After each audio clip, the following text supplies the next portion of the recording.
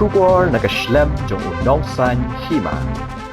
Uba po Lyngdoh ubade menteri sarkar jong kejela ulaong bayakarai jong pajba haus nem arajar arpulai day ban buram bat kata karai kalong ban ai ka jingjop tang arpu hunreu tuli kisuki kabala penlong ya ka seng National People's Party bakan namla ban bat marwe yo la kam sensar hapo kejela habakren cikilat pathai khubor ka sngi balang ka spotrik jemang arajar arpulai uba pol ulaong baka jing ai rai jong pajba kala penlong yo pajba bun ai jingjop ya ka seng United Democratic Party bakan job khat waitli kisuki ulaong bahaba pet ya ka result jong ka election la yoi baki pat Garo gila Jied ya ka seng NPP bat ki pat Khasi bat Jaiñtia pat ki Jied ya ka seng reulom kata ka UDP hakabaya day bat ka election hapo soyong kapalong menta ka sngi uba pol ulaong baka seng UDP ka don ya ka jingkermen ban job negatai ka constituency Gen by-election has strained the relations between LDP and UDP?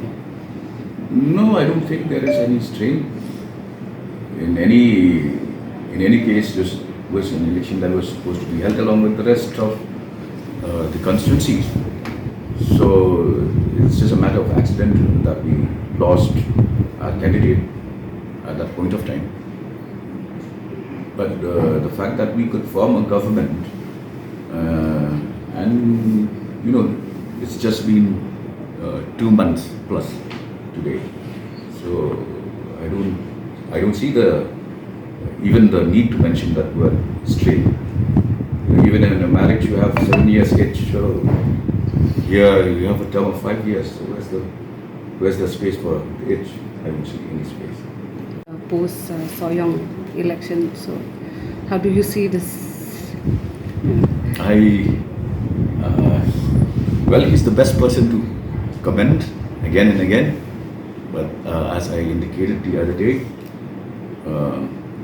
the verdict of 2023 has to be respected.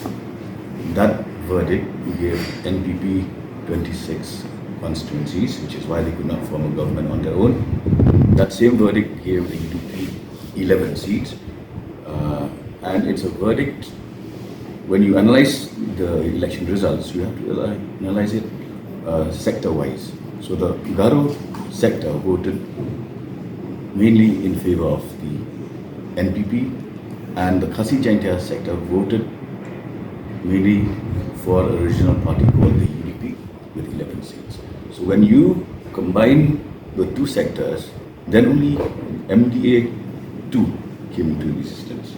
Has appealed to all political parties, including the UDP, for a merger, to merge with the NPP. So how do you see this appeal? Well, we will also appeal to the NPP to merge with us. What is the harm?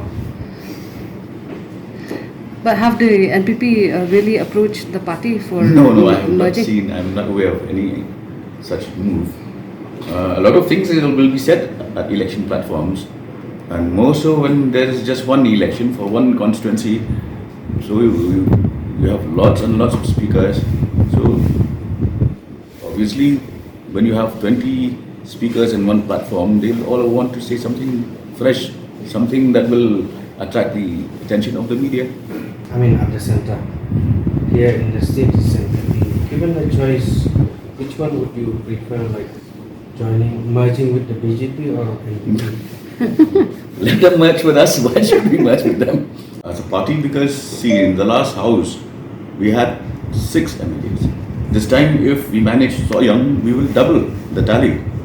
So it will be a 50% increase in the tally of the UDP.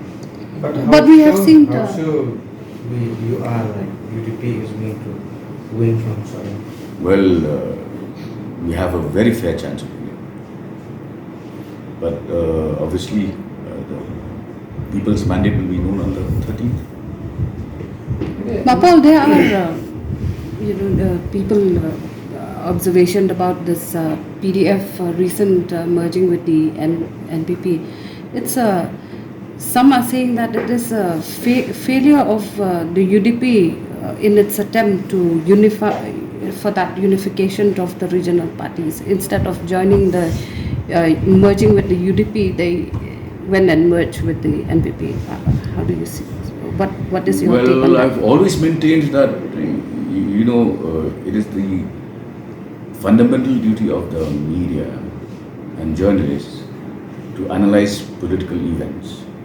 If you leave political analysis to us, then it means that we act also and we analyze also. So we become actors and audience at the same time. How would that work? Let us be on the stage, you be the audience, you observe us, give us your input, that's your job. We're here to serve the interests of the state. So I'm one person who is least bothered by such speculations.